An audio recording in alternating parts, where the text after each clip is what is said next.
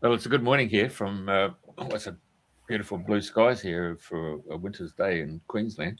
Uh, our co-host is sitting in the Georgian mountains. She says she's got out of Florida, and so you can see that she's really well. She's relaxed and she's in the mountains. So, without further ado, at least you can introduce our guest, who's also from Australia. Yes, definitely. I'm very excited to have him here because he has been on the show before, but not on this one. And I'm very grateful to have him here. I think it's going to be a super interesting conversation. So, Peter Rule, thank you for coming back to chat with us. And I cannot wait to hear your story. I know you've been here before, but for those people that haven't heard your story before, can you tell us about yourself, how you get to where you are, and then we'll move on to the fun stuff. Alrighty, yeah. Well, where do I start? Well, I grew up in the country down in southern New South Wales, and grew up on a farm, and had one of 6 children, and had education down there, and then moved down to Melbourne and started studying an engineering degree. I did a couple of years of engineering, and I was getting some gut problems and getting like nervous anxiety, and I started to see a naturopath and started to do yoga and started to go to the New Age shop and smoke the incense and what else? It was like, and started to study dolphins and it just started from there, from the age of 20, 21, and I just started to explore, and it's then I moved into natural therapies as a massage therapist, reflexologist. I was doing spiritual healing, sitting in medium circle. I'd had, talking about UFOs, I'd had some UFO experiences and as well. So there was a lot of things that were happening, particularly in my early 20s, that just set me on a track. Even within 2 years of starting to study natural therapies, I was in a conference in the Isle of Kos in Greece, speaking about reflexology and doing the Hippocratic Oath at the Isle of Kos in Greece. And so the journey just continued. A year later, I was in India studying homeopathy and in an ashram over there, and then studied 3 years full-time back in Australia, and then did another 20 years of working in health retreats as a naturopath and yoga teacher and many other modalities, many other things. And so, but I've always had an interest in esoterics and metaphysics. So that's always been something that's within me. And from a young age, I used to talk about the stars to my relatives. My French auntie, who told me when I was about 25, she said, "Do you remember talking to me when you were about 5 years old about the stars and all the shapes in the sky and things like that?" And so I'd forgotten about it. But and she actually had an Alliance Française in Montpellier, so she had a French language school, and she used to assess her teachers by looking at their astrology, their Chinese astrology and their Western astrology. But I started to study astrology when I was studying naturopathy full-time when I was about 25. And so that was in 1994, and I've been studying it, practicing it, and teaching it. So particularly more in the last 15 years or so, more practice and then teaching. So, and I've got students, and it was a hobby, and then it was started to get paid for it as well. So it's all part of the journey, QHHT, and recently I've been doing earth healing. So I've been walking the land and putting crystals in the ground to help increase the vibration of the land, and studied with a lady called Maggie Landman and Hayley Wallace. So that's been really fascinating to do schools and national parks and things like that, and even the land we live on. So that's the latest sort of thing I've been into, as well as astrology and the other modalities continuing on. So there's been a lot happening this year. It's like I'm ready for a rest. It's been very, very fast 5 horse years. So I don't know how you've been, but it's been a very, very on the go year. So yeah, that's probably it in a nutshell. I don't know how you have time to do all of this. This sounds incredible. So much that we could talk about, especially since I did QHHT as well. But, what a beautiful journey. It's funny because, we are always guided to to do this, and then we're guided to do this, and then we're guided to do Yes. that. And so it's funny because I do the same. I take crystals and I go all over the world and put them in pyramids and water. And so they have a lot of us grid workers out there. And so I just love it. That's fantastic. Oh my gosh, how exciting. So I know that today we are going to concentrate on the astrology side of what you know and all that good stuff. And I'm very excited to talk about the astrology charts for the different countries of the US, Australia, and the UK. And I know this is going to take a while, so I don't want to take too much of my time from your time. So that's right. How would you like to get started? Well, that's like how it was put in the advert for America, Australia, and England. So we can certainly look at the American chart first. And so I've gone off the charts that I've used to start it. They are tropical astrology. So these are based on the equinoxes. You do have what's called sidereal astrology, which is the actual placement of the stars and planets in the sky. That's also aligns with Vedic astrology. But the astrology I'm using goes off the solstices and equinoxes. So just so you know. And so it's tropical Placidus for those who are astrologers. But I use because these countries, Australia, America, and England, have been through so many different changes. I look at what their current chart is, because like the Australian chart is the swearing in of all the colonies, the 6 colonies here, where America is the Independence Day, and the English chart is the Union of Britain, and Ireland was when Ireland and Britain came in. So I go from those dates. So the American Independence Day, which you had recently on the 4th of July, and in Australia, we always used to celebrate the 4th of July with bonfire and crackers, but firecrackers. But we never knew growing up that it was, as kids, we just used to love the firecrackers and the bonfire, but we were celebrating the Independence Day. So that was the 4th of July, 1776. And what's really interesting is, and this aligns with what's been going on the last few years, is America's been through, and we can look at the next chart too. I'll get to the transits, but the America's been going through what's called a Pluto return the last few years. And that's where Pluto has about a 250-year, 246 or 248-year cycle that goes all the way around the zodiac. So Pluto's come around in 2022, and that's like Pluto represents death and decay and rebirth. And so it's been in Capricorn. It was just after the COVID debacle, pandemic, whatever you like to call it.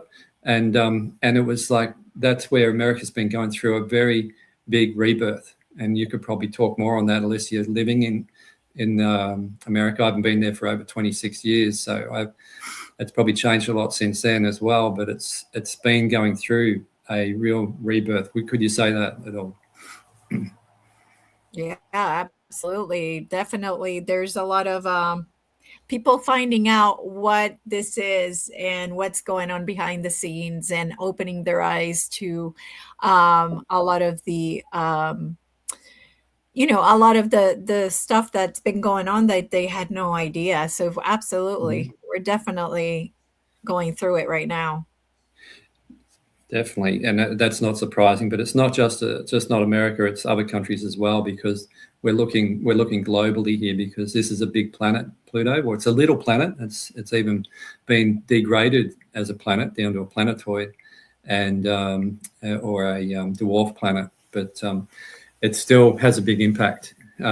Looking at the chart itself, like I always just look simply at the chart, looking at the rising sign. What's the persona of the person or the country, and also the moon, and we'll just start with it pretty simplistically. The moon is like the soul, or a PhD of past history, or in a person, past lives. So you can look at also the people, and then the sun is the expression of the person or country.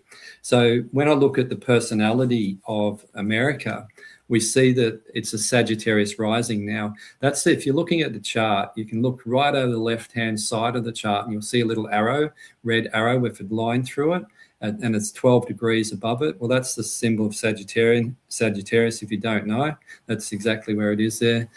This cursor is on, and that's the that gives an impression that the personality is larger than life. America is larger than life. It's like everything's bigger, everything's greater, everything's grander, and it can also be enthusiastic and idealism and beliefs and different beliefs and also culture with that Sagittarius influence. Sagittarius is ruled by Jupiter, so it's large. It's the biggest planet in our solar system. So with Sagittarius is known for adventure and being outside.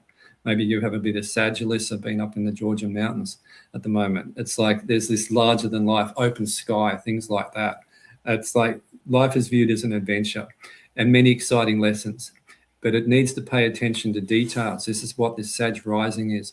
Sometimes Sag can be about their beliefs and law, because it rules law. It's sort of ninth house sort of aspects, which can sometimes be that they don't see the finer details, or can be very righteous in this is how it is, this is how it is, there's no other way.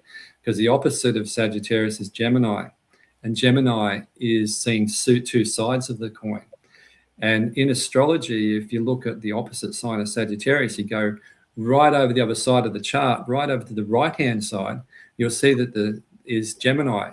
Now, Gemini is ruled by Mercury. It's mercurial. It's about communication. Now, this is on the cusp of the 7th house, which is about the other people, clients. It's about the shadow aspect. It's like it's either the aspect that we own or we project or we even marry. It's even the house of marriage. So Gemini sees two sides of the coin.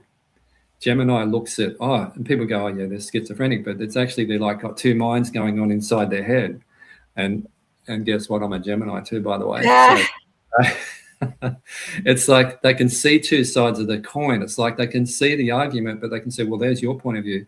There's your point of view. But Sag tends to be a little bit more sometimes just one-sided, where Gemini go, hang on a minute, there's two sides here. Let's negotiate here. And that's what's the shadow aspect that's either owned or disowned or projected, because this is a relationship house. And so this can be other people.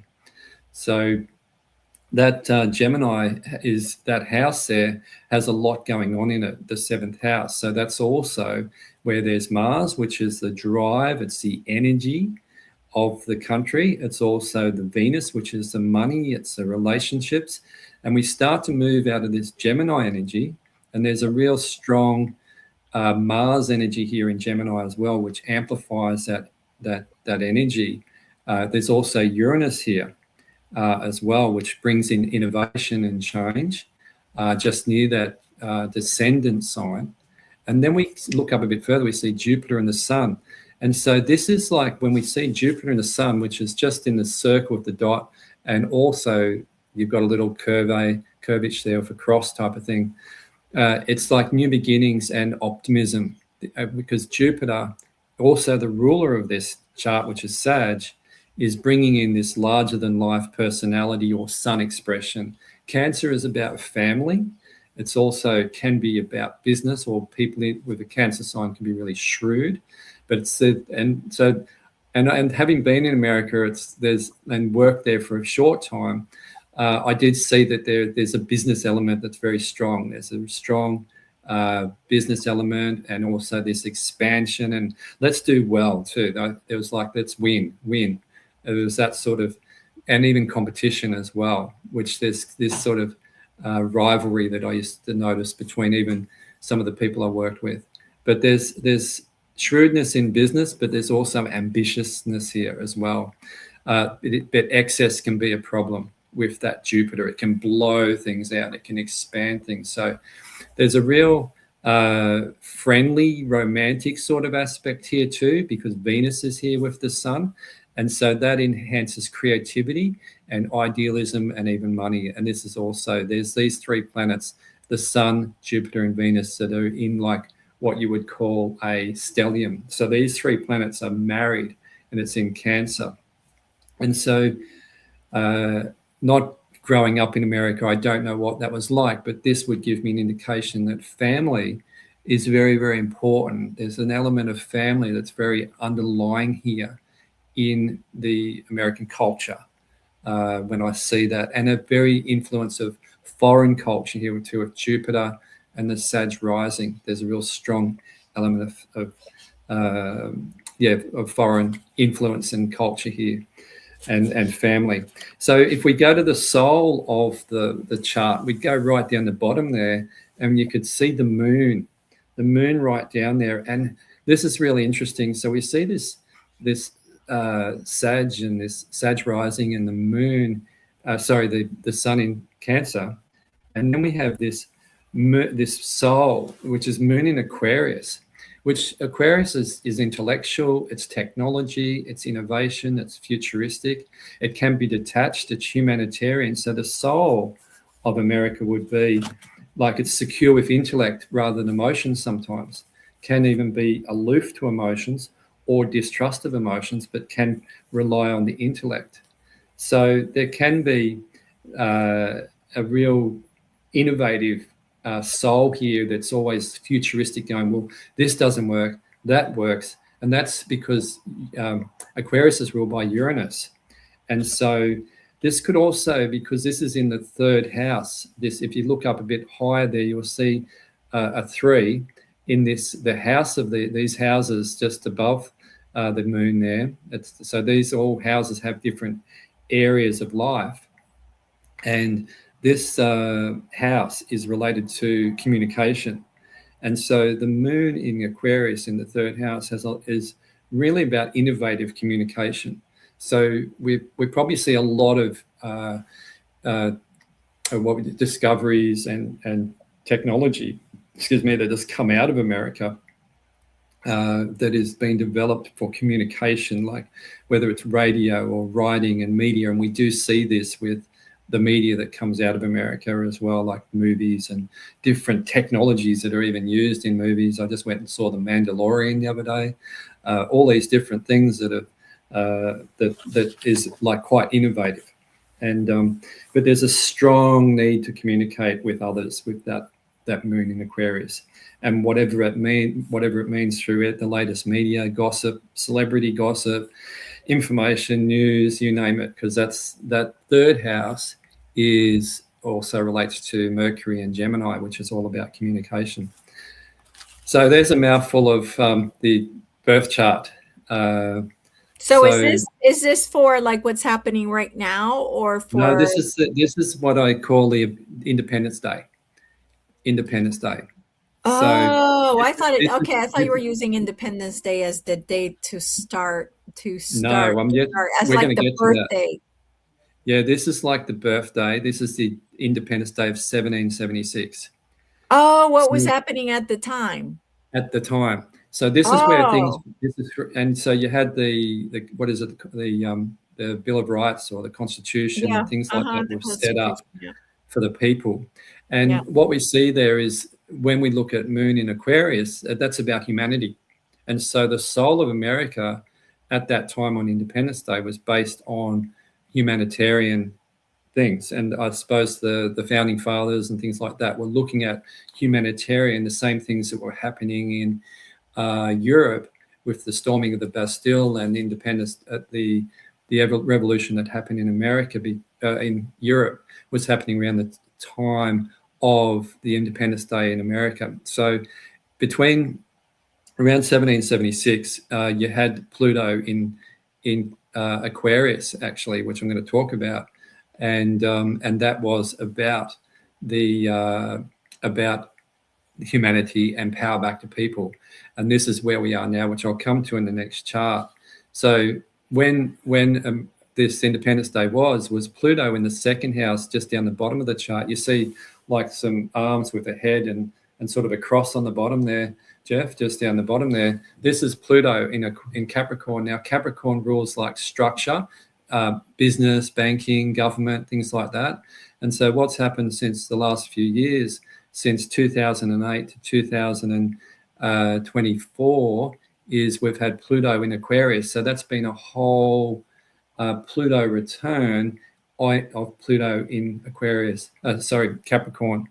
And that rules banking structure, all of that. And that's when we had the financial crisis in 2008, if you remember the global financial crisis.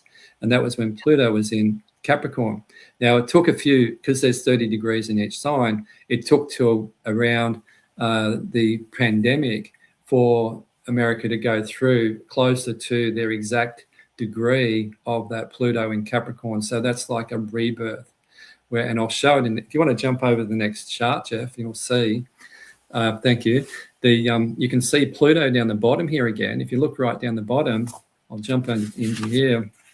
This is like Pluto has already gone past that natal Pluto. So inside this chart, the inner circle is Independence Day, and the outer chart is where the planets are today.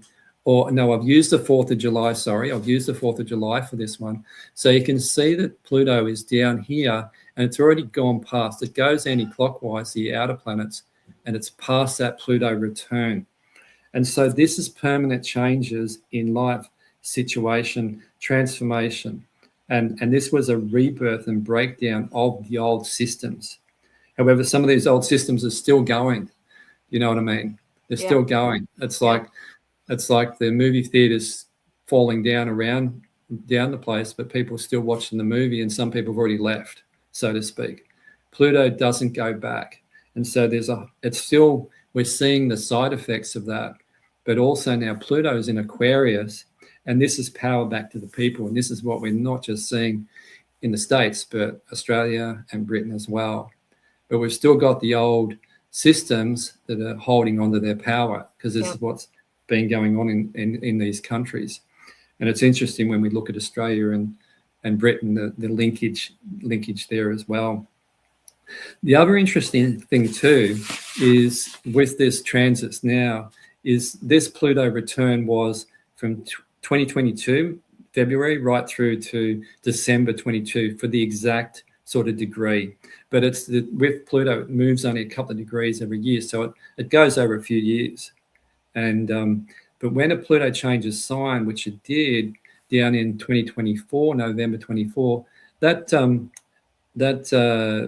Pluto will be in Aquarius for 20 years, from 2024 to 2044.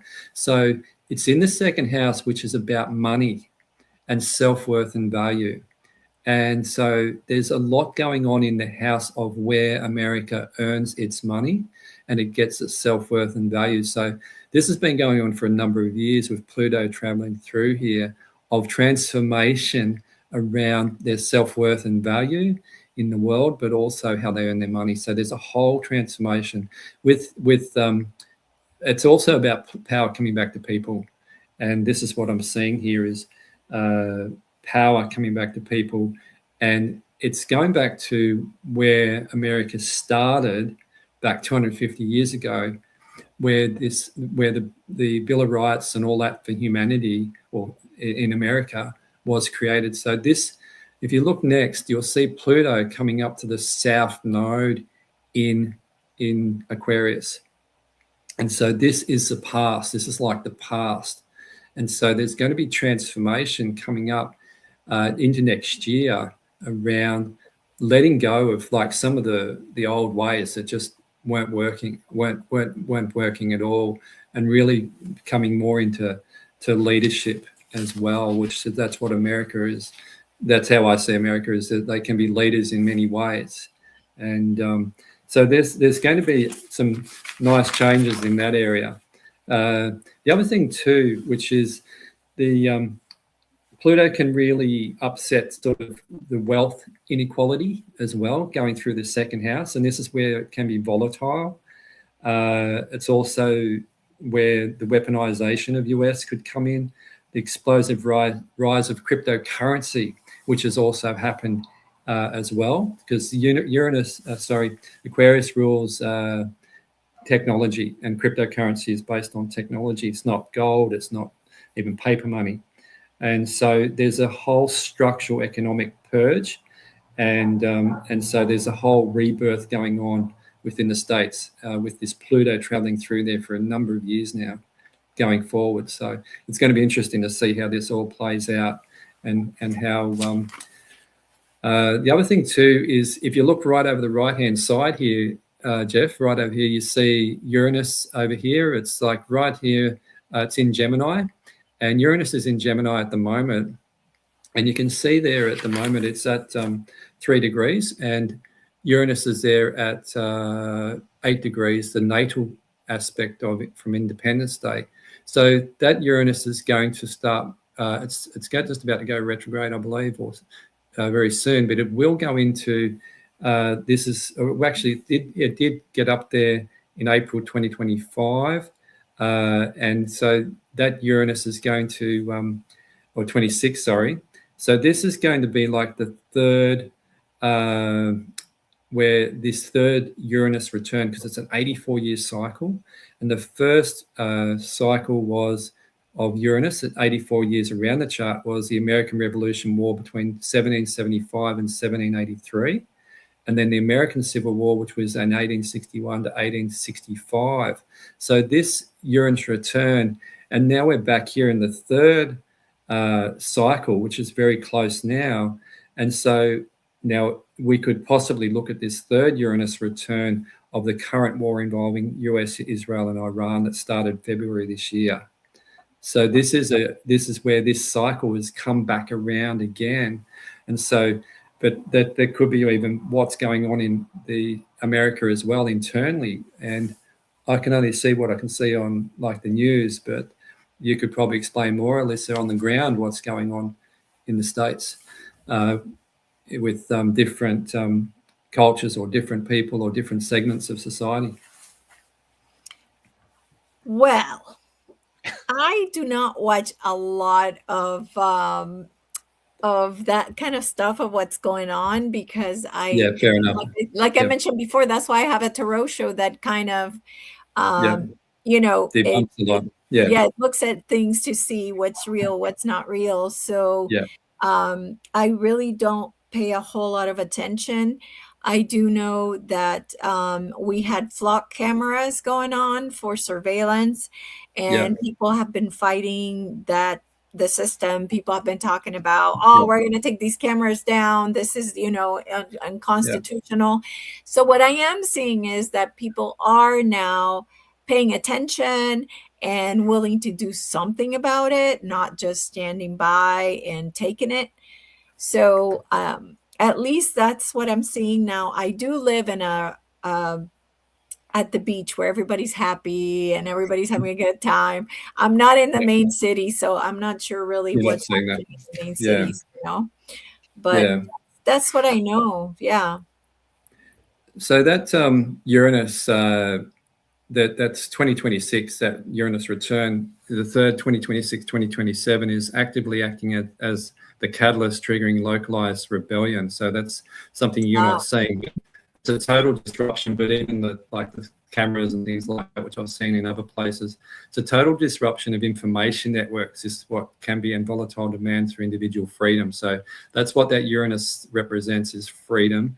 And Gemini is about communication. So we may see it, maybe not on the streets, but we could, but it could be around looking at, well, is AI really truthful? Is it really telling us, what is it doing? How's it working? What is it up to?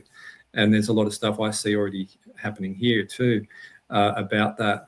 And so that element, but it'd be interesting to see how that affects. And Uranus is a great awakener as well. It shakes things up. It's like lightning. It's like electricity. It's very quick. It looks like an antenna if you have a look at it. And it's very, very fast and quick. So it could bring in quick changes in communication, ways of communication. Because at the moment, too, is there is a great alignment that's happening right now as we speak through July. And this is going to have an effect for the few years. And this is globally. And this is not just the States. This is totally globally.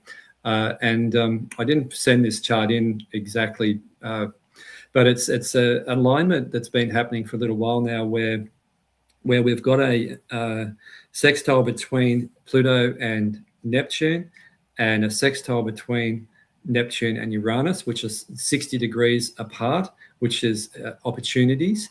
And these are big planets. So those three planets Pluto, Neptune, and Uranus are three big planets which are evolutionary changes. And so when we also have an opposition between Jupiter and Pluto as well. Now, you might be able to see this, if you know astrology, you might be able to see this in the chart without any lines there. But this is known as Babolt's cradle. It was predicted at this time that humanity will be going through like a civilization change, an evolutionary transformational change, which we do know. If you're aware, we see this. And this is going to have an effect for years to come, the next few years, right up to 2030. And it's known as Babolt's cradle, which was a French astrologer who predicted the COVID pandemic, and in 2011 he died in 2019. Interesting enough, but he did predict a number of things. He wrote many books, and he talked about this cradle around this time, which was a real evolutionary point. And for humanity and civilization as we know it. So, and a lot of astrologers, if you listen to any astrologers at the moment, they're talking about Andre Babolt from France, and also this cradle, which you can see, which has got some nice trines which are ease flow, and sextiles, which are opportunities. So it's a really, other than the Pluto in Jupiter, which I'll come to in a moment, I'll talk more about that in the other charts, is that this is quite an amazing time. And it's hard to know how this will play out too. How does this... All right. So that's why I was going to ask you if the chart can tell you how it is going to play out. Yeah, well, I mean, we can look at the energy. We can look at the probability of what can evolve. And so, as I was saying before, there's like an evolutionary change or transformational change happening in the money sector in America, self-worth and value. We're looking at innovations definitely around communications, and that's just not the States, but it's also around communication and evolutionary ways of communication, possibly even travel as well, air travel, with this there's a beautiful trine between Pluto and also Uranus, which is opportunities or ease flow. So we're going to see technological advancements that are just probably in 20 years' time. Like if we look back 20 years where we've come now, where the next 20 years, this is going to be, I don't know, are we going to be living like the Jetsons or, you know? That would be nice. I mean, there's a lot of suppressed technology too, which we could talk about, but yeah, there's certainly that suppressed technology that we have heard of. Hopefully this starts to really come out for humanity and the good of humanity. That's my optimistic approach to it. Wow. Okay. So how does the chart end? Does it end like today, or like when is, up to what point?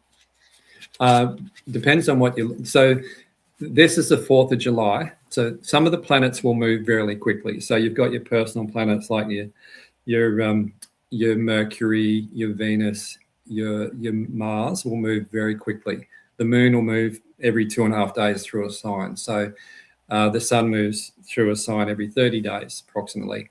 And so these planets like Pluto and Neptune and Uranus and Saturn and also Jupiter, they have longer cycles, anywhere from 12 to 248 years to go around the chart.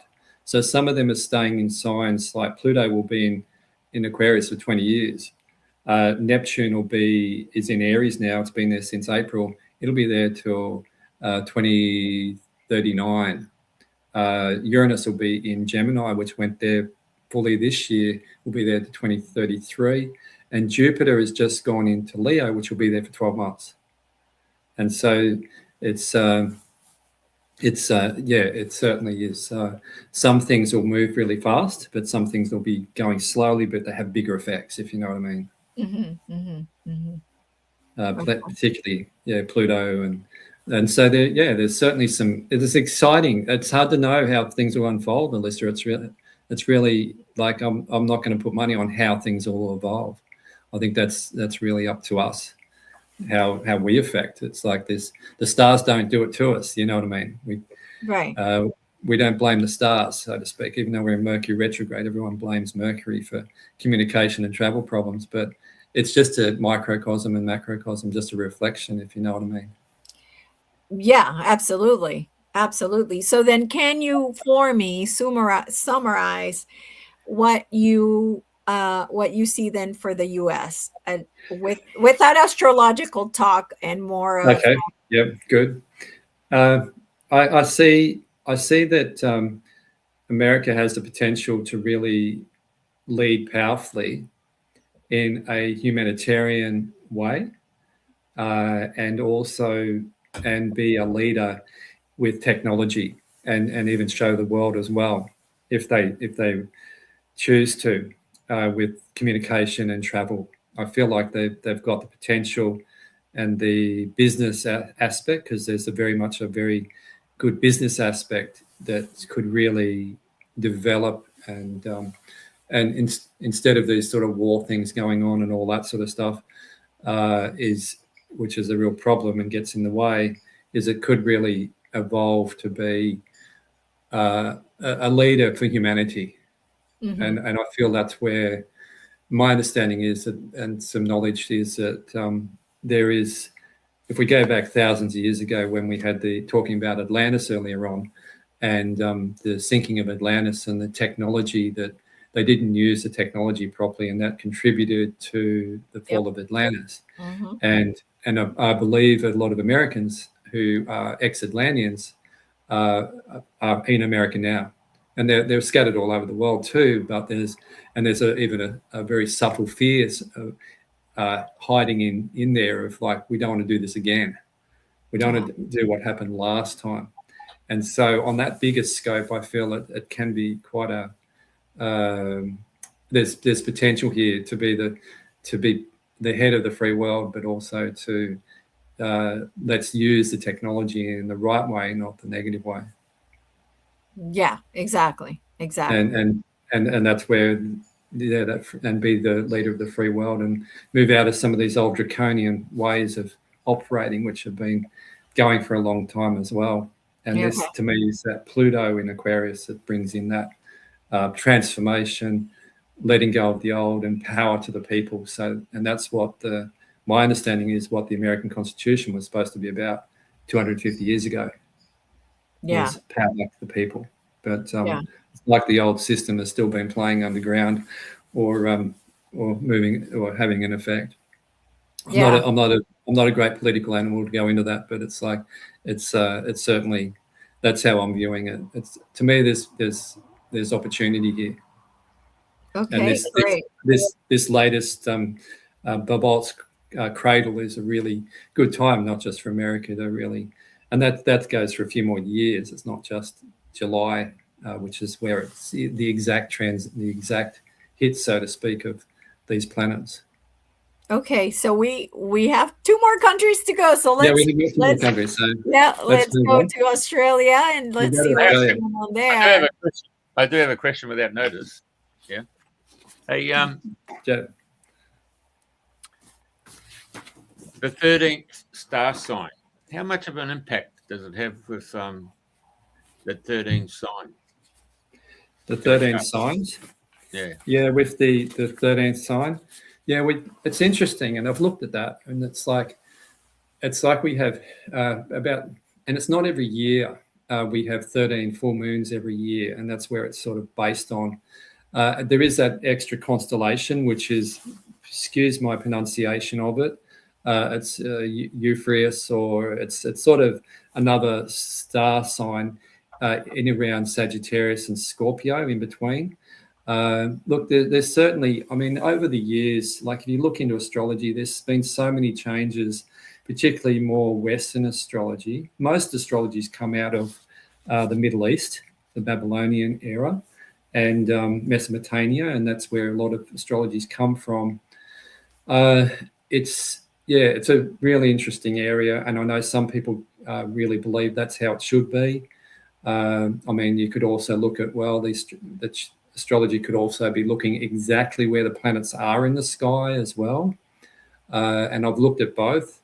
And I've found truth in both of them. So Western and Sidereal, and I'd say the 13th sign would be exactly that. You can always find that. If you look into it, you probably find the truth of it. And it sort of makes sense too, but I've looked into it. Not every year has 13 full moons. Sometimes they do, sometimes they don't. And that's where it's based on that sort of, but that's not even a 28-day month either, that sort of, that particular sign either. So what's your thoughts on it, Jeff? No, I've got something else to go along with that. You know how all the other planets are linked to a constellation? Yeah. Yeah. What's obviously planet Earth's got a constellation. Yeah. Well, if you have a look in the chart, you'll see there is a circle with a cross down. Like if you look at where the circle and cross is, and that is planet Earth. Right. So, and Earth is what we're on. We're standing on Earth, sitting on Earth. And it's always opposite the sun sign. So it's always opposite the sun. And when you look at the chart, you're not just looking at a chart with planets and symbols, you're looking at a star chart. Looking at a star chart of where the planets are in the sky. So the top part of the chart is daytime, and the bottom part of the chart is nighttime. Oh, is that right? So when you're looking at it. So when you look at this time of this, it's 5:10 p.m., which is in where the sun is, and the sun determines the sign. It's like a 24-hour clock, but it's also where are the planets and where are they? Are they in the night sky? Are they above us, or is it sun on the other side of the world and the planets are down that side? So we're spinning, but there's not a lot said about Earth itself. I mean, we hear a lot about Earth, but as a planet, we know about the consciousness of planet Earth, Mother Earth, Gaia, which is, if you look into Earth and Gaia and look into the mythology, you can see, if you go into Greek mythology, you can look at all the Greek myths of how all these planets intersect and things like that. So it's fascinating with astrology that when these planets have been named, particularly in modern times, a lot of since the invent of telescopes, since Uranus in the 1700s, I think it was, when they started with electricity, is that it's the astronomers who named them, and then you look at the times of what was going on, and it's related to that particular planet. So it wasn't the astrologers who were naming the more modern planets that have been discovered, and so Greek mythology, Roman mythology has all come into the planets. But Earth is part of that picture, so we are a part of that. But you don't always, when somebody comes to a reading, we don't always go, "Oh, this is your Earth sign." Oh, your Earth sign is in the American chart. Your Earth sign would be in where would it be? It would be in Capricorn. So there we go. The Earth sign is in Capricorn because that was where the opposite sign of the sun at that time. But it's not always interpreted very, very often. You don't often hear of astrologers doing an interpretation of Earth, even though we're standing on it. Yeah. Good. So we'll jump into Australia. Okay. Okay, here we go. So that's the transits as well.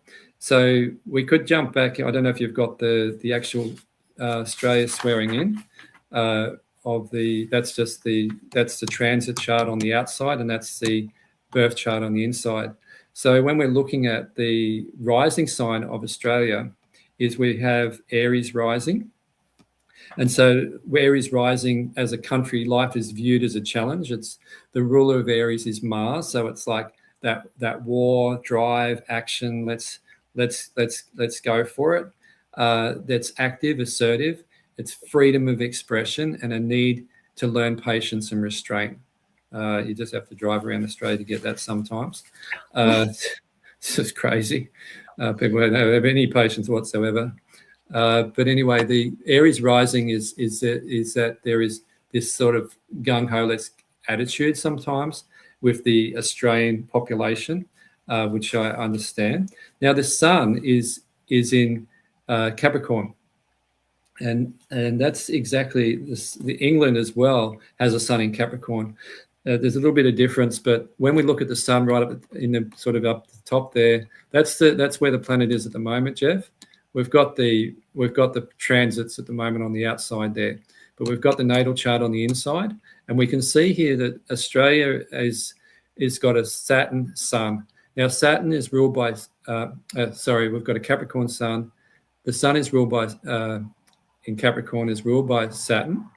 And so we've got a conservative type of sun here in Capricorn. So that real structure and discipline and stability and things like that can be limitations. But it's actually in the 9th house. Now, the 9th house is the Sagittarian house. And Sagittarius is about like adventure and about foreign culture and also learning, higher learning, it's law. And so you can see here that on the swearing in of Australia, I laughed when I saw that, the swearing in, because Australians are known to swear at times. I'm proud of it. It's there is a swearing in, but there was the Commonwealth of Australia, which was created with the Federation of all the states. So there is this structure that was born at the time, and Sun and Saturn together is concentrated rational thought, good judgment, new cycle. And you speak to people around the world, they know of Australians as hardworking type people. They like having the Australians in their business because they work hard and things like that. And that's sort of in the culture. But this is also shows a new beginning or new cycle, because Saturn here is only 3 degrees away from the sun. So it's a new cycle. It's like a new moon. And it's also a desire to explore other cultures here in this 9th house.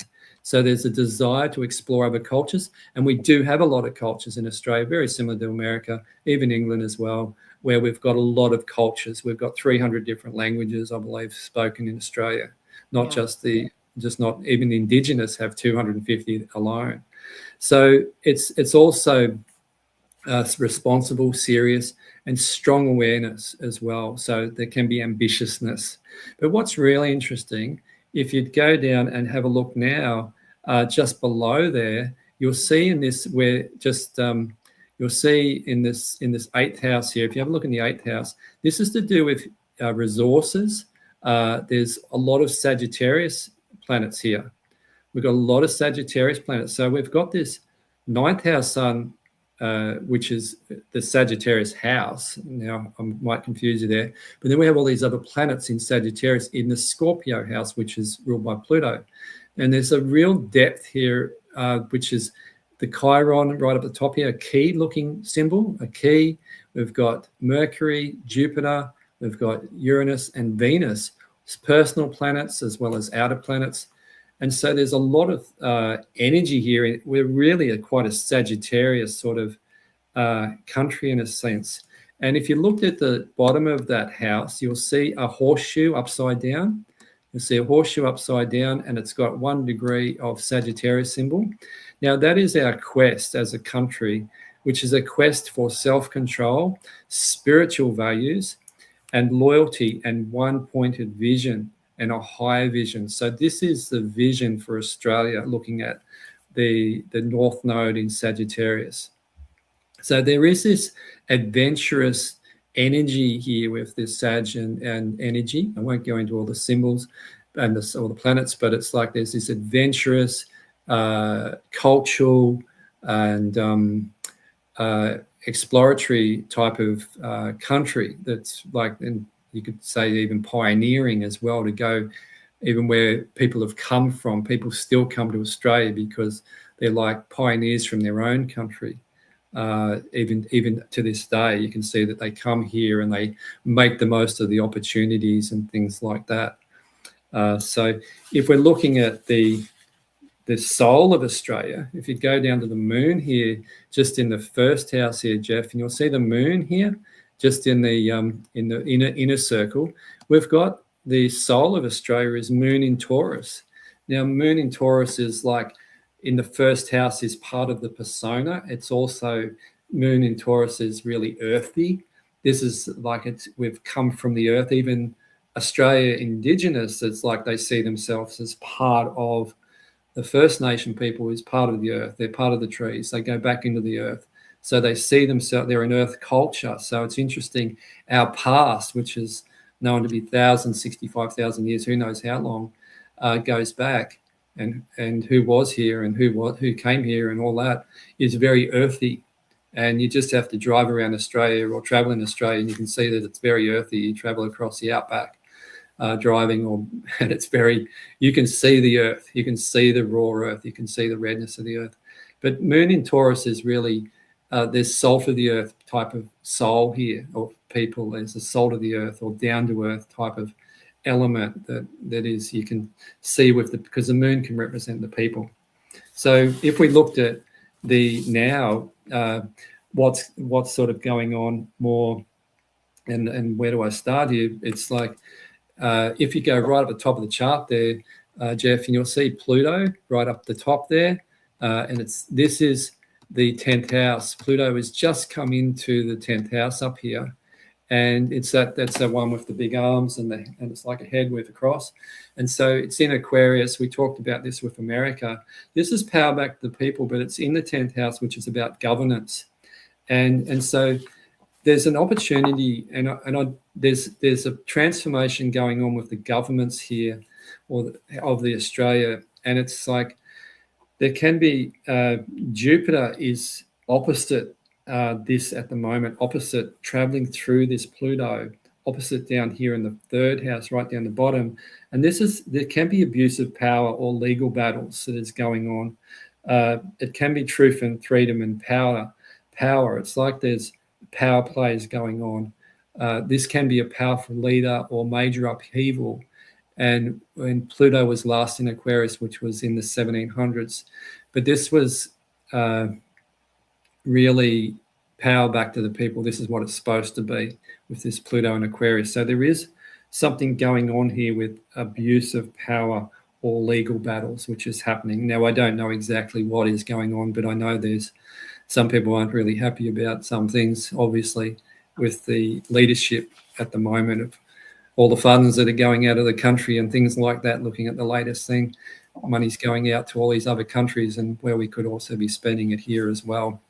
But it's interesting because Pluto in Aquarius is about humanity, so we're a global world as well, and there's been a lot of upheaval with even One Nation, that is a political group, and some of the comments that have come out of that, which has been about we're a monoculture, which is they've lost popularity where they were winning the popular vote earlier in the year, but talking about being a monoculture when we're multicultural didn't go down too well, so they've lost a bit of ground there.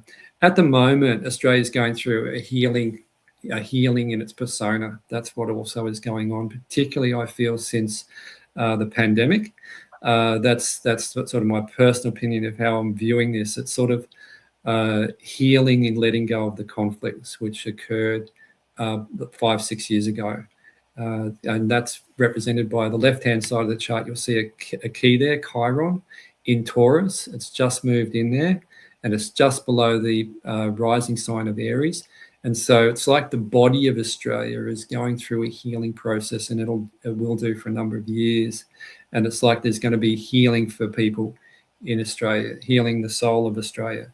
So that's going to be exact around June and September this year, but it's going to be going on for a number of years. Okay, so the other thing too, which is there's a Uranus just came down a bit lower there, Jeff, is Uranus down here is in 4 degrees, and it's opposite the quest of Australia. And what I looked at was this is like Australia's having to let go of the past and create a new path and a new quest. So there's like a new path and a new quest for Australia. So I really see there's like with that Bob Alt's cradle I talked about, there is changes around communication in our way we earn money, leadership as well. And there can be some opposition with the leadership, letting go of the past, but also healing of the past, and also looking at this is there could be elements where we're looking at more of a more inner sort of spirituality going on as well, looking at our own spirituality of what are we here, what is our beliefs, and that could also be a revolution in spirituality, but it might be very hidden away. It may be very hidden away. It might be something you're not going to see on the news about that. It might be more internally, more subconscious with the people going through a spiritual revolution internally, because I can see Neptune coming into the 12th house, which could be more unconscious. And so there's this, it's sort of underground, so to speak. You won't see it on the surface. That's quite a mouthful. So it'll be interesting to see how this unfolds, because some of this is going to play out for a couple of years as well. Oh, okay. The same as the States, because I'm looking at these bigger transits as well. I look at the bigger transits, not sort of the day-to-day transits. And so it'll be interesting to see what unfolds for the Australian people, and how this unfolds for healing, but also technological as well, particularly in their self-worth and value and how they earn money. That's certainly going to be interesting. Yeah, that's a question I had for you, was the money situation for Australia. What did you see when it came to that? Yeah, I could see that the Uranus is traveling through Gemini in the second house, which is self-worth and value and how you earn your money. So Uranus things can shake up that area. It's just moved out of Taurus. It's in Uranus down here in the second house. It's going to shake things up. It's going to also bring in innovation in communication and how we earn money. And I'm seeing this now with communication and so much AI coming in as well with people. It's just everywhere now, and it's probably got two sides of the coin of what's good, what's not. I'm seeing some pretty crazy stuff going on as a practitioner and just observation, but it's also it's innovative and it's futuristic, and so there could be new developments in like air travel, but also communication, but also how we earn money as well. I think with Uranus flowing through there, it's going to the next few years up to 2033. We'll see some innovative developments, and Australia could really earn a lot of money or earn money from this as well with what they develop and what they invent too. So there could be some interesting developments that come out of it. And maybe we should keep those developments instead of selling them off. So keep something. I see your eyebrows raised there, Jeff. The only reason that was I get on really well with Elon Musk's AI Grok. Yeah. Oh yeah. Yep. And Grok suffers from dementia, Alzheimer's. And when I say that, I say it with insincerity, because when I did do a project and then come back the next day to recommence that project, it's got no memory. Yeah. So when I've asked the question, it was about the other AI programs building huge big databases of every time you interact. So they've got this big data mine where they can sell that third-party knowledge. That's right. Whereas Musk is not working. He's working on freedom of speech. What you do, that's it, finishes. Yep. So what I've learned is that when I finish the project, I go and ask Grok to give me a summary, and then I copy it. And then the next day or day after, when I start the project again, I put that summary in, and boom, we're back on doing the business we were doing. So, so the interesting thing there is, I told Grok, I said, you tell Mr. Musk that he's using the wrong technology to go out into space. And he comes back and says, excuse me? I said, you tell Mr. Musk to get his Dodge boys, big balls and all that stuff, and get in there and hit the bloody patents office and get all that knowledge that's been suppressed and bring it out. And you'll be quite surprised that you got stuff there that you won't have to go out using rocket fuel to get out there. So he comes back and said, 20,000 patents have been suppressed by the Secret Officials Act in the United States. 20,000. Wow. Yeah. It's a lot, isn't it? You imagine getting that knowledge and sharing it with the world. Definitely. There's a lot there, isn't there? And So let's have a look at the UK chart, the United Union of Great Britain. So the first thing that when I looked at the birth chart of the Union of Great Britain, which is in 1st of January 1801, when the combining of Union of Great Britain and Ireland was when I looked at the moon up the top of the chart, which is in Leo in the 10th house, which is where are we? Yeah, moon in Cancer. I just sort of automatically thought of the Queen up there in the 10th house, which is about leadership and the conditional parent. When I saw the moon in Cancer, so it's like you've heard the term of Mother England, and that's certainly, you don't get much more mother than the moon in Cancer, and it's in the 10th house. Traditionally, the 4th house can also be the moon, or where the moon sits, but or the mother sits. So this is very close to leadership here with the sole expression of England. It's like it's ambitious. It's also has public recognition as really a driver here in the soul, and wants to rise to fame and popularity, but it can also fall from grace, which is interesting.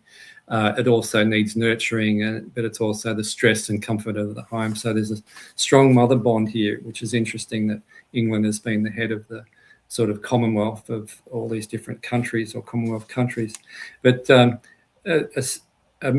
England also has a sun in Capricorn, which is in the 4th house, which is also home and family traditions. And that, like, if you know England, you see all the old antique shows, and you see there's a lot of things about the old. There's a real focus on the old, which is, Capricorn can be very fascinated by old things as a country. And it's in the 4th house, which is also ruled by Cancer, or the moon. It's also the Capricorn is the beginning of capitalism, and which was really, you could say that the sun in Capricorn represents this in England as being the first industrialized nation and pillar in constitution of the world economy in the 19th century of capitalism. So London was ahead of the economic world for many years. So you can see that there is this strong capitalism type of way of being with the basis of the Union of Great Britain. They do have a quest. If you go over to the right-hand side of the chart there, Jeff, and you can see the upside-down horseshoe there, they do have a quest for right relations in their shadow and to let go of the ego. And this is what they're learning to do, is to let go of the ego and also be assertive, but devote their life to others. So that's their quest, or their spiritual quest.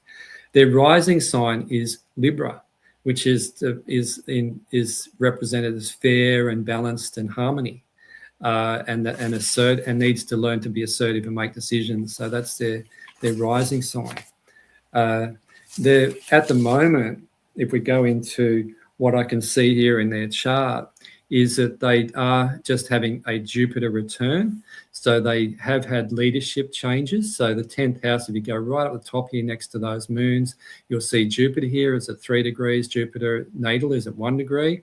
And so around the 8th, where are we now? A week ago, this is a whole new cycle of leadership. And I know that the Prime Minister, they've had a Prime Minister change recently. One resigned under pressure and one was sworn in. I think it's from Manchester. So Jupiter is about dreaming big, and what I understand is there's been some big changes that they've promised in the UK as well. So there's been a lot of power back to different communities, or back into mayors and people more locally, not so much going from Westminster. So there's been a very strong leadership change here, and so it's moved away from centralised to more spread back out to the communities, local councils and things like that, which is very much Pluto in Aquarius. Pluto in Aquarius is very much about power back to the people and going back more local, not central. So Pluto in Aquarius is bringing it back to the people, moving away from that old Pluto in Capricorn, which is top-down authority. We'll tell you from Canberra, we'll tell you from London or Westminster or Washington what to do. So it's putting that power back to the local, not so much centralized. So that's really showing up the Aquarian sort of energy coming in, because we are in the Aquarian age, or we're moving into it. Nobody knows the real date. But there possibly has been also, you can see up here, Uranus up here, and right at the top right-hand, sort of top right-hand corner is, you can see Uranus here. Now, Uranus, I mentioned before, has gone into Gemini. So Uranus can bring in rebellion against orthodox religion and beliefs, because it's a ninth house. So there can be rebellion going on. It could be foreign cultures or foreign people, new ways of communication. There could be new ways of communicating for England as well. So this is going on from 2026 to 2033 and beyond. So the Uranus is going to be shaking things up about their beliefs and their culture and things like that. So maybe more accepting with the Gemini there, of accepting there are different cultures, and being that we are a multicultural country. We're not just all white English people. We're multi. So there may be some things there that brings in a rebellion or revolution or evolution. Hopefully it's evolution. And so there's a few other things that if you go down the right-hand corner there, Jeff, right down the right-hand corner, down the sort of bottom, you'll see the upside-down horseshoe here. And on the transits at 0 degrees, and also Pluto is at 2 degrees now in Pisces. So this can be, this was around June, so this is already gone, but this is permanent changes and transformation in home and family. This is home and family and letting go changes. It's a breakdown of traditional artistic forms or spiritual at one-ment. So there could have been some changes in the sort of the soul of, I'm looking at the soul here, of England going through some sort of changes on a more deeper level, because it's Pluto here as well, and Pisces being spiritual. So there could be some permanent changes that have gone on, which is like that happens every 18, 19 years with that North Node going through Pisces. So there could be creativity that's come about just recently. So there could be new creativities and powerful elements as well. So there's a few things that are also, there's a strong Jupiter-Pluto arrangement here, which also we saw in the Australian chart, particularly with Pluto down the bottom transiting, right down the bottom here on the right-hand side of the chart, which is opposite the Jupiter here, opposite Jupiter, which could also be legal battles, and possibly I would say that's what's already occurred in the government. So there's been some abuse of power or battles that have been going on internally as well. So they've been going through a lot of changes politically, obviously. And I don't watch the news, but I did pick up a few different things of what was going on from talking to others and things like that, and having a bit of research. But yeah, they certainly have had some changes, which was very, very similar to what happened in Australia a number of years ago with I think it was the Rudd-Gillard era, if you might remember that, Jeffrey, where they and England was put in places so they don't have the same thing where they can just push the Prime Minister out very easily, or vote them out even if they're in power. So there's a lot of that sort of stuff. But yeah, I can see that they're going through, like as all of us, all different countries, they're going through some powerful changes within their own country with Pluto transiting, and they have been for a number of years. Pluto down in their 4th house, so their own home is going through a lot of transformation. It's bringing things back to more of a humanitarian level. I feel that there's right up the top there, you'll see Uranus again transiting up in there in the ninth house. So there's evolutionary changes in amongst their culture and the people there, and seeing two sides of the coin, not just one-sided. There's certainly going to be some possibly rebellion against different systems, could be religions as well, or some even law too. And then we can see over here on the right-hand side near the shadow is we've got Neptune coming into Aries, which can also bring in a new creativity or new spirituality coming in for foreigners or other people, or even just there's stuff that they may not have wanted to own. So there could be a whole new development here within the spirituality and new beginnings amongst the others that are there, other people or others that are in the country, because that's that descendant could be about other people as well. It could be about people from other countries, but there's new beginnings here in their shadow nature. So there'll be even a dissolvement of how they've been too. Wow. Neptune dissolves things. So there could be a dissolving of maybe the warlike nature that maybe they've had in the past. There may be a real sort of dissolvement of that, and maybe bringing in more spiritual values that are new, initiating something new here. I can see that, and that's their quest, is to initiate some new things with their quest. They've got Uranus, the North Node in Aries, so there could be some shifts and changes in the next few years there with their shadow nature, and not so much being involved in sort of warlike activity. But I could see that they're going to be some interesting changes in Britain.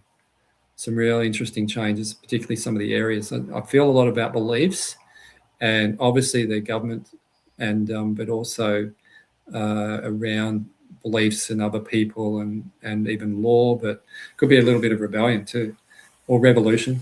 Well, they definitely have been rebelling against the 30-minute cities. I know I've seen that for sure. So, they got 30 minute. We got 15 minute here. Yeah. Well, maybe it's 15 minutes. They got 15 minutes here. Maybe they got a bigger expanse, but we should have 30 minutes here. Yeah.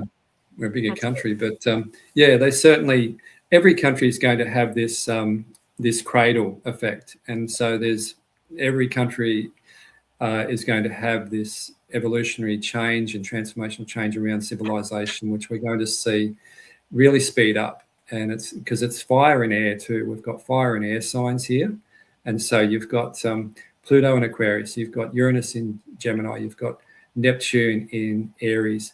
The other thing, there was another thing too that just come to mind, but I think that's more on the American chart. There was from memory, there was this, just jumping back to America there, Alyssa, there was Saturn. There's a Saturn opposition for America, and it just came to mind. So there's a Saturn opposition, which can be lack of flexibility, but also it can be constraint or opposition, but it's also accepting responsibility. So there's a cycle going on there, which is more about home, and also it's also government as well. So it's government, there's like limitations and or restructure too, possibly. That's more like it. I'm hoping restructure for sure. Yeah, so there's definitely there's a restructure there. I just remembered that there was a Saturn, Saturn opposite natal Saturn there. Well, there we go. Wow. It's evolutionary changes. Evolutionary and transformational. It's like this time we're in is some people say it's not like COVID, but it's got that sort of energy about it that it can be quite transformational. But we can see it's more in a positive sense. I can see it more in a positive sense, even though there may be some shaking ups with certain areas, shaking up and transforming certain areas depending on where it is in different areas of life. So it can be government, can be in the people, can be unconscious too. It depends on where it is. Hey, let's talk about communication, because I had Roy Morgan's research ring me up on Friday for 40 minutes, asking me a whole lot of range of questions. Really? Yeah, for the government and for different other commercial people. Communication was really interesting because Aquarius rules communication, doesn't it? Yes, it does. Aquarius does, and Gemini particularly, and even Libra. Those are the air signs. You've got Libra, which is more social, and then you've got Gemini, which is also communication and media and things, and then you've got Aquarius, which is more technological. So that can be more of your more technological information that comes out through our internet and stuff like that. But they're all intertwined as well. Sure, because they asked me a question about terrestrial TV. Do I watch terrestrial TV? And I said, no. Oh, hello. Sorry. Means the night, State of Origin, Channel 9. Yeah. Oh, sorry. World Cup, SBS. But that's it. Once they finish, I won't be watching them. But when they went on to streaming services, I then realised shows like Clarkson's Farm in the UK, which is all about how the farmers have been done over. Yeah. With the central government, and the rise of people becoming more consciously aware of what farmers have to do to put food on the table. Yeah, it's been a very enlightening arrangement where it's actually gravitated and made people more consciously aware of land and how to look after the land, and also how important it is to distribute that food to the people. And he's using modern communication, which is the streaming services, to get the message out, because the old media wouldn't let that message get out there. Yeah. Then I move across to Mr. Musk, and last year we did a sailing trip from Queensland Gold Coast all the way to Darwin, and we used Elon Musk's Starlink for our communication. So it was for all our communication, internet, phone calls, emails, it was all done by satellite. The question now is, if Mr. Musk carries on with that, then you could just get a phone which has got a SIM card in it, and you could just get your signal straight from the satellite upstairs, and you wouldn't be using today's communication network that we've got terrestrial based. Yeah. Is that a possibility of a major shift in consciousness where you could just have your one cell phone and you can go anywhere in the world? Yeah, I think so, totally, Jeff. I think you're on the money there, particularly with the transit between Pluto and Uranus at the moment, because the Uranus is a ruler of Aquarius, and it's futuristic. So it's off-world, it's futuristic. It's like, it's not just terrestrial, it's off-world, it's galactic. I mean, you can see all the disclosures and all of that sort of stuff and all that coming out at the moment, which is so hum. But it's like definitely, it's transforming the way we communicate, definitely, and even travel as well. So it's not surprising that what you're talking about with that alignment that's going on, and that's been going on since last year, and it's going to be happening for a few more years to come. I deal with people who've got a farm. Mr. Jeremy Clarkson's got a farm that's got 1,000 acres. These people have got a paddock, and each paddock's over 1,000 acres. That's how big their farm is. So each one of their vehicles has got a Starlink unit on its roof of its four-wheel drive. All their houses have got Starlink on it too, so they can actually communicate. And they're using AI programs to find out what the price for heifers or for bloody lambs down at the local sale yard. So when the buyers come in to buy their stock, they're really abreast with current trends. Yeah, they're really taking on communication on the bush, where I take my hat off to them. They really have to become very creative thinkers. Yeah. I think successful farmers have to be good, creative businessmen and use technology, whatever they can use, really. It's and you do see good farmers that they're normally pretty switched on with a lot of things. Yeah. So. All right. Anything else, Elise? No, I think we've bamboozled you. We've put out a lot of information out there, so I think we're good. I feel like I've just spat out a lot of data. Yes. Like a true Gemini, but yeah, hopefully that's information overload.